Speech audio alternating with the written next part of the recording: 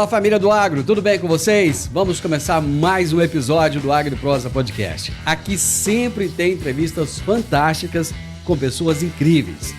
Temos também o canal Agro e Prosa no YouTube. Que tal dar uma passadinha por lá e assistir as entrevistas que você ouve por aqui? E se você achar que vale a pena, vai lá, se inscreve no canal. O like eu tenho certeza que você vai deixar por lá, né?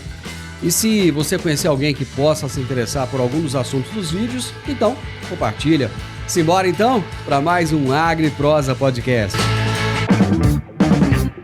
O meu entrevistado de hoje é Marcelo Liders, que é presidente da IBRAF, aliás, do IBRAF, que é o Instituto Brasileiro do Feijão, Pulses e Colheitas Especiais.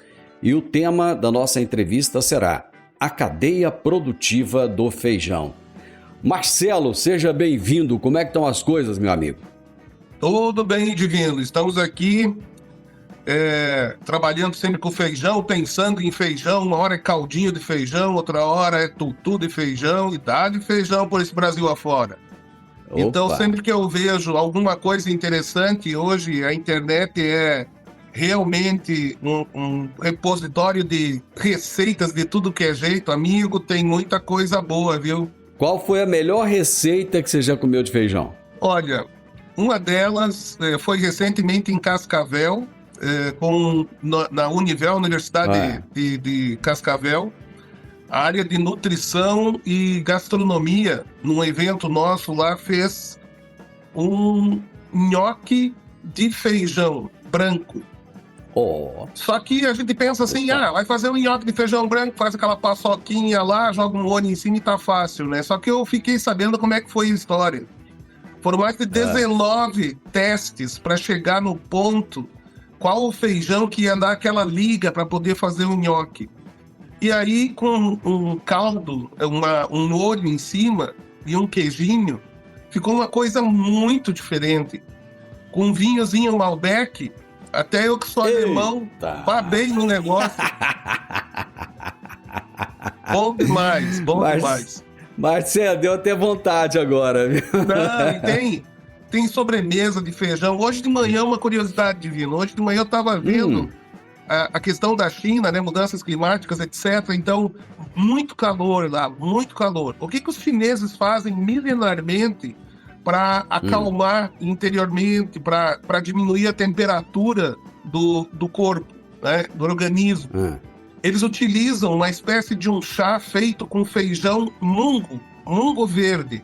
É aquele feijão que no Brasil a gente conhece, que faz o moyashi, o broto de feijão. Sabe aquele broto de feijão? Sei. Aquele mesmo feijão, eles utilizam, fazem uma espécie de um chá com ele.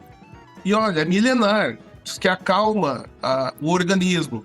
Fiquei pensando, a próxima vez que eu sentir calor, eu vou procurar fazer um chá desse e ver como é que funciona. Então, o feijão tem aí curiosidades infinitas, tá? Quanto mais eu vivo, mais eu descubro sobre o feijão. Eu já comi feijão doce nos Estados Unidos. Cara, eu achei delícia. No início eu fiquei meio preocupado, né? Falei, mas que eu vou comer esse negócio doce? Isso não vai ser bom, não. Rapaz, mas achei gostoso, viu? Gostei. Tem algumas receitas, tem brownie feito de feijão preto. O que a gente precisa fazer, como tudo na vida, é dar uma chance, né, para aquilo. Então você vai experimentar. Não é ruim, é diferente. A primeira vez que você experimenta, puxa, mas é diferente.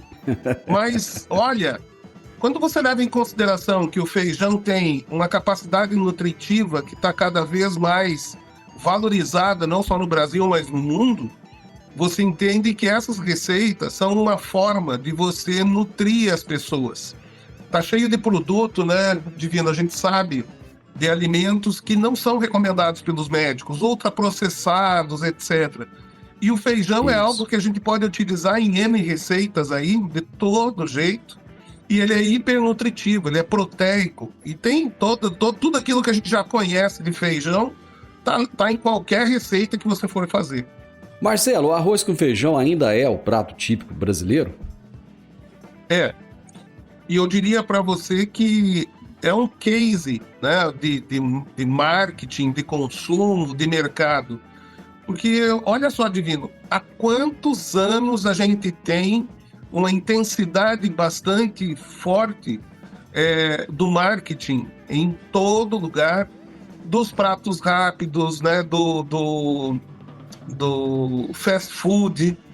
E aí, o que a gente foi vendo do feijão e do arroz? Os mais novos não lembram, mas os shopping centers, há 20 anos atrás, não tinham arroz e feijão. Era só comida rápida. Isso.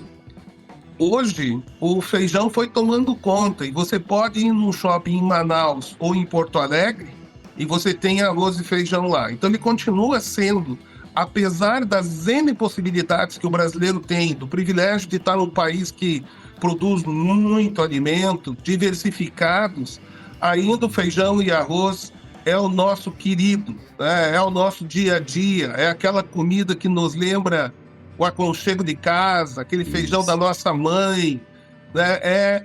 É nosso, né? É o nosso símbolo maior da gastronomia, isso é cultural, eu acredito que muitos e muitos anos à frente isso vai continuar acontecendo.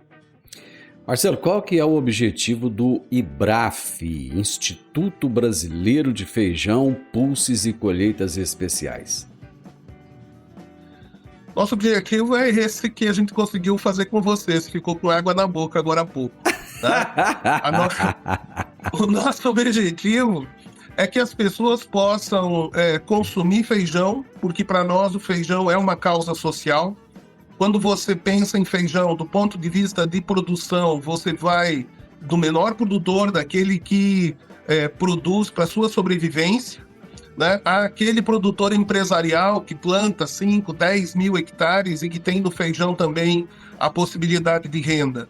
Esse é o feijão, então ele tem esse aspecto social. O outro aspecto social do feijão não há como você produzir proteína com menor demanda de recursos naturais. Né? O feijão é a menor demanda de recursos naturais por quilo de proteína entregue. Então não tem como você produzir proteína para sustentar um ser humano com menos água, com menos recursos naturais. E olha, apesar de que em alguns momentos nós sentimos o feijão mais caro, depois mais barato, quando você olha que 1 quilo de feijão alimenta 13 a 14 pessoas, dependendo da receita, você entende que é muito democrático. Ele realmente é um alimento que chega à mesa do brasileiro com um custo bastante baixo. Marcelo, o que são os pulses e colheitas especiais? Então, os pulses, a palavra pulses não vem do inglês, né? Algumas vezes nós fomos levados a pensar isso, eu também, a primeira vez que eu vi, achei que era um termo em inglês, mas não, ele é latino. Ele vem do latim. Ele é sopa grossa, é pulse, uma sopa grossa. Se você puxar na memória, fava, lentilha, ervilha, grão de bico, tremoço, quando você vai cozinhar, eles são legumes secos, não são oleaginosos, como é a soja, como é o amendoim. Eles são secos, permitem armazenamento, desde que em condições ideais, 5, 6, 7, 8 anos, ele pode ser armazenado. E quando você cozinha, ele conserva aquela capacidade nutricional dele e faz uma espécie de uma sopa grossa, ele faz um caldo grosso. Então, essa é a definição da palavra pulses. Nós adotamos no Brasil e incentivamos o uso dessa palavra porque ela define no mundo. Quando você fala de pulses no mundo, as pessoas sabem o que é. Leguminosas secas seria um pouco mais complicado, mas esse é um termo universal. Já as colheitas especiais é aquilo que é alimento, tem uma importância econômica, mas não é uma commodity. Ela não tem grandes quantidades, não é cotado em bolsa, mercado futuro. Quais seriam?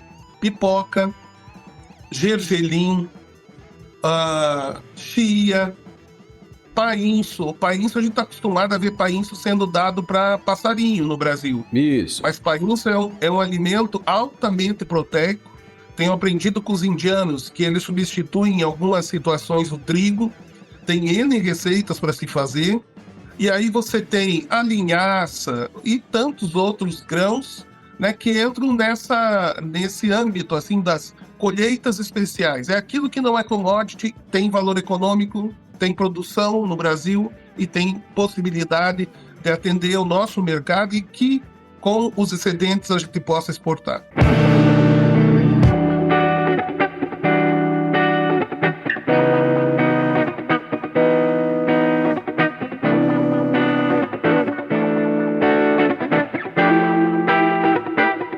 Estou conversando hoje com o Marcelo Líders, ele está lá no Paraná e é o presidente do Instituto Brasileiro do Feijão. E estamos falando sobre a cadeia produtiva do feijão. Eu tenho a impressão que quando eu era menino eu consumia mais feijão. Parece que o povo comia mais. Como é que está o consumo de feijão pelo brasileiro atualmente? A primeira coisa que eu olho quando a gente começa a falar sobre isso e olhando uma pesquisa que saiu ano passado de uma universidade federal de Minas Gerais, ela mostrou que a frequência com que o brasileiro consome feijão está diminuindo. Então nós tínhamos mais brasileiros consumindo 5 vezes por semana, por exemplo. Mas ainda nós temos apenas no Brasil 10 milhões de brasileiros que não consomem feijão. A maior parte dos brasileiros consome feijão. O que muda é a frequência. Alguns 2 vezes, 3 vezes, 5 vezes, 7 vezes por semana. 7 vezes por semana nós temos ainda, segundo o último dado que nós tivemos acesso, nós temos cerca de 80 milhões de brasileiros que consomem todos os dias. O que tem afetado, e a gente precisa olhar, e é um dos papéis do IBRAF, incentivar a produção, não só o consumo. Por quê?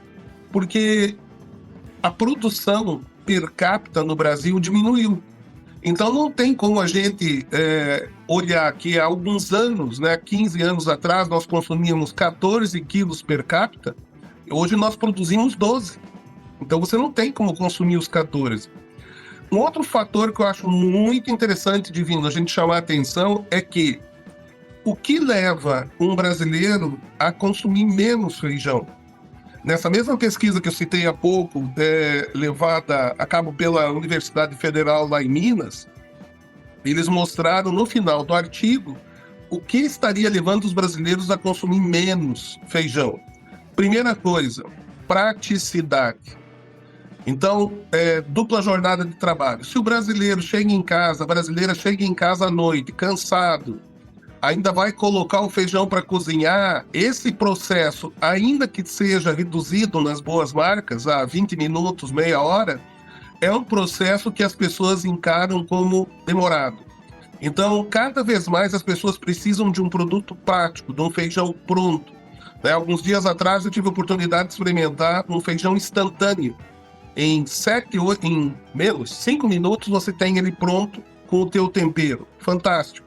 Isso precisa ser popularizado, isso precisa ser acessível à população. As pessoas hoje chegam em casa à noite, estão cansadas, têm as suas tarefas, têm filhos e tudo mais, e não querem ficar escutando aquele barulhinho da panela de pressão lá, cozinhando feijão. Então, esse é um caminho. Qual é o outro motivo que leva um brasileiro a diminuir o consumo de feijão? É o preço. Como você lembra, Volta e meia a gente tem assim, subiu o preço do feijão, é o vilão da inflação. Caiu o preço do feijão, o produtor está reclamando que o preço está muito baixo. Subiu de novo. Isso é terrível. Cada vez que sobe, nós estamos empurrando o nosso consumidor, vai consumir outras coisas, vai experimentar outras coisas. Então nós temos trabalhado muito junto aos ministérios em Brasília, às secretarias de agricultura, às secretarias de desenvolvimento de cada estado, analisando como nós podemos buscar ter um preço justo ao consumidor, um equilíbrio nesses preços. E uma das alternativas tem sido dizer para o produtor, pode produzir este feijão este ano, porque você vai ter mercado interno e se sobrar você vai ter exportação. Por exemplo, esse ano é o primeiro ano na história que nós estamos exportando feijão preto, mais de 50 mil toneladas do Paraná. Por quê? Porque houve uma superprodução no Paraná, houve um volume maior de feijão concentrado. Se não fosse a perspectiva da exportação, Divino, com certeza nós teríamos aí produtores com preço muito baixo sendo desestimulados e o ano que vem iriam diminuir a área plantada, causando de novo uma subida de preço. Então, é um produto muito importante para nós não darmos a atenção devida. Nunca vi, por exemplo, em nenhuma pesquisa alguém dizendo, eu estou deixando de consumir feijão porque eu não gosto mais de feijão. Não é. A pessoa deixa de consumir o feijão por esses motivos que eu coloquei, mas jamais porque ele não gosta de feijão. Você falou da diminuição de área de plantio. Plantar feijão é um bom negócio ou não? É um bom negócio desde que tenha um cuidado, né, de que cada variedade de feijão, mesmo que seja o carioca, mas tem carioca que é da Embrapa, desenvolvido pela Embrapa, o outro é do Instituto Agronômico de Campinas, do IAC, o outro é do IDR, o outro é TA, tudo é feijão carioca, mas não é receita de bolo.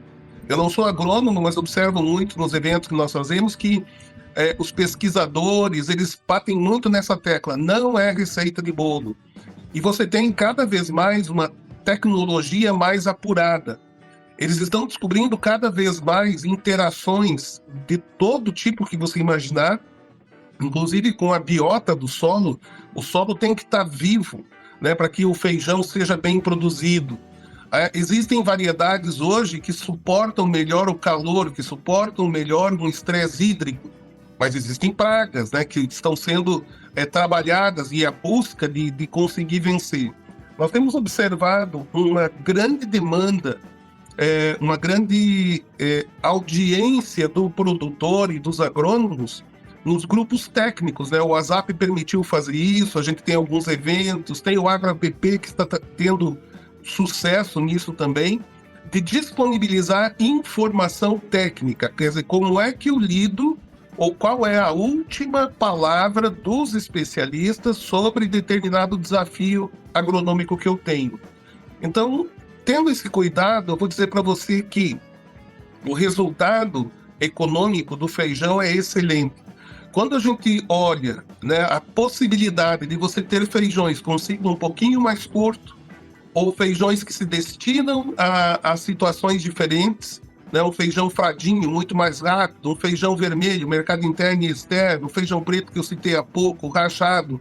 Ora, nós temos hoje, de cultivares lançados e que tem demanda no momento, mais de 18 diferentes cultivares de feijão. Em 2010, nós tínhamos sementes aí de 2 que eram exportados, hoje são 18. Então, nós podemos atender a demanda e o hábito de qualquer brasileiro, né, o desejo de qualquer brasileiro, e de mais 70 países, onde nós temos capacidade de entregar um feijão que faz parte da cultura deles.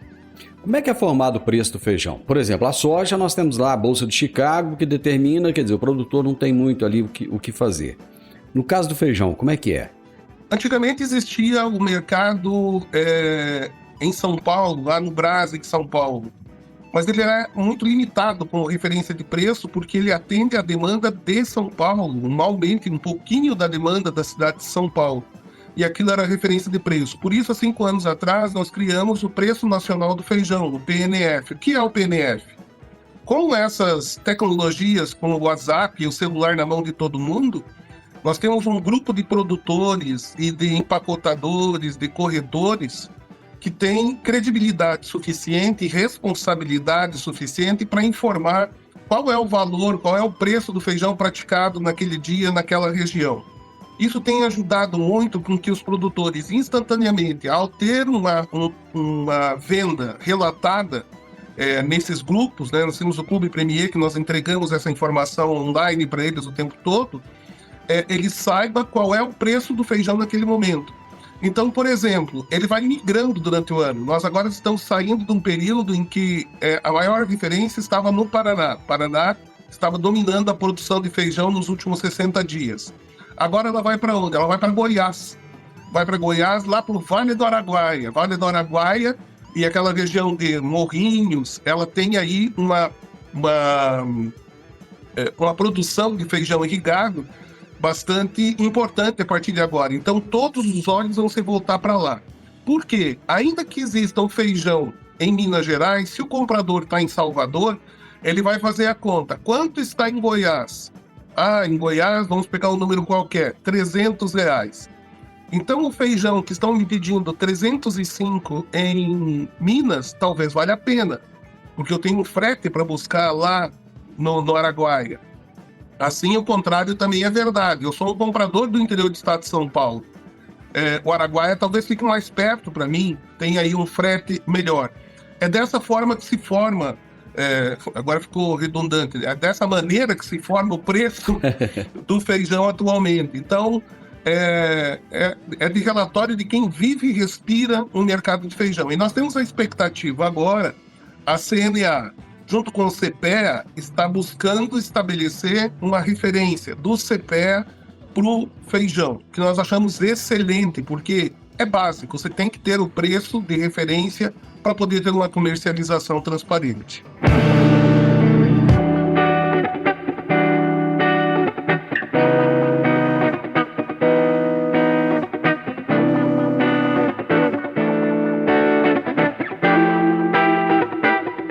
Bom, você falou aí dos grupos de WhatsApp. O que mais o IBRAF faz para levar informações para os produtores? De que maneira vocês conseguem chegar até ele, fora o WhatsApp?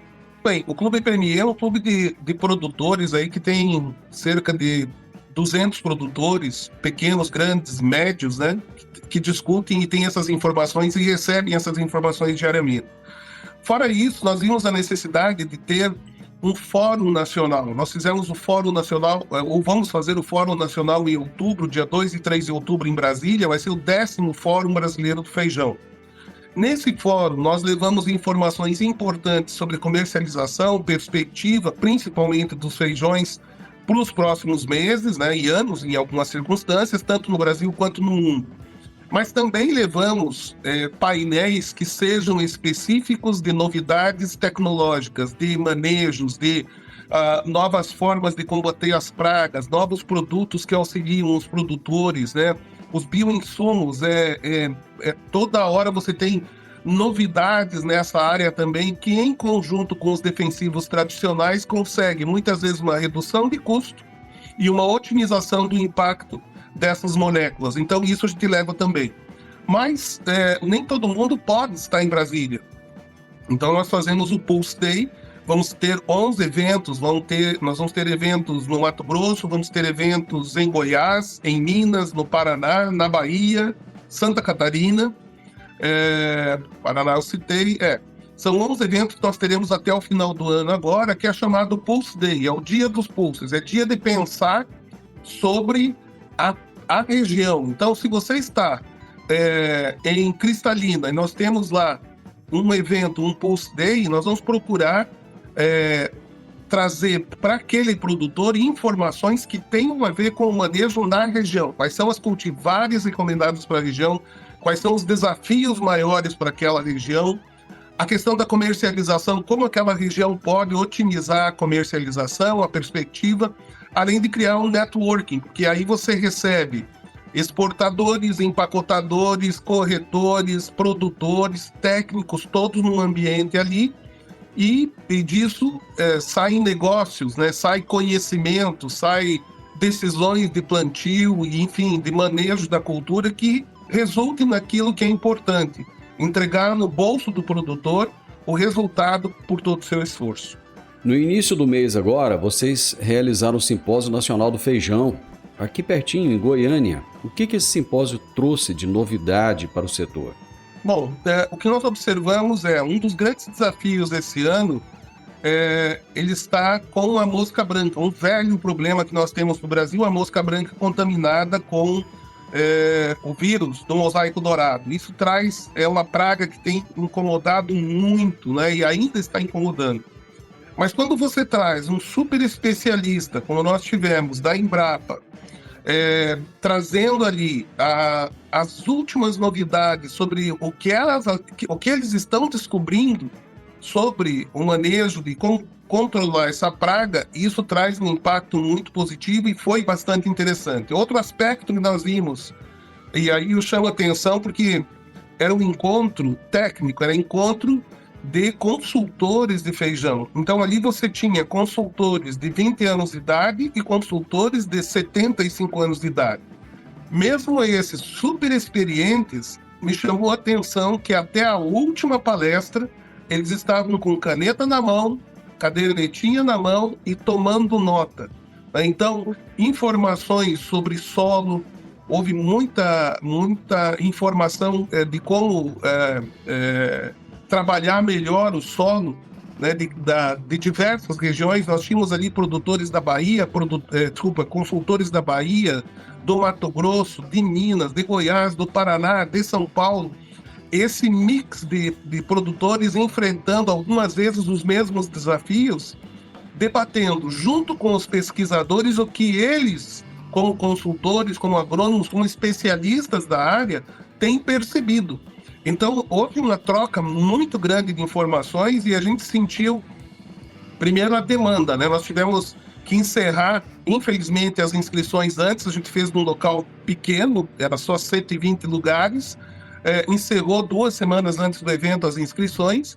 E a atenção que eles deram, o nível das discussões foi realmente muito acima daquilo que nós vínhamos tendo, né? Então, esse Simpósio Nacional do Feijão, por demanda dos produtores, dos agrônomos, das entidades como Embrapa, ABC Feijão, que é a Associação Brasileira dos Consultores de Feijão, nós vamos repetir anualmente isso, porque é mais uma oportunidade de se trazer em alto nível a discussão de tecnologias que tragam aí benefícios para a cultura. Marcelo, o IBRAF e o AgroApp firmaram um acordo de cooperação da cultura do feijão. O que é esse acordo e o que ele representa? Bom, em primeiro lugar, a gente vê que existe uma sintonia entre o que o IBRAF busca e o que o AgroApp busca. O AgroApp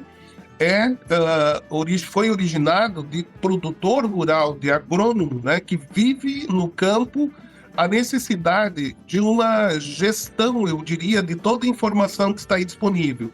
Hoje, se você entra na internet, você tem N informações e você precisa ter alguém que faça uma filtragem, uma gestão dessa informação. Essa informação está no AgroApp técnica.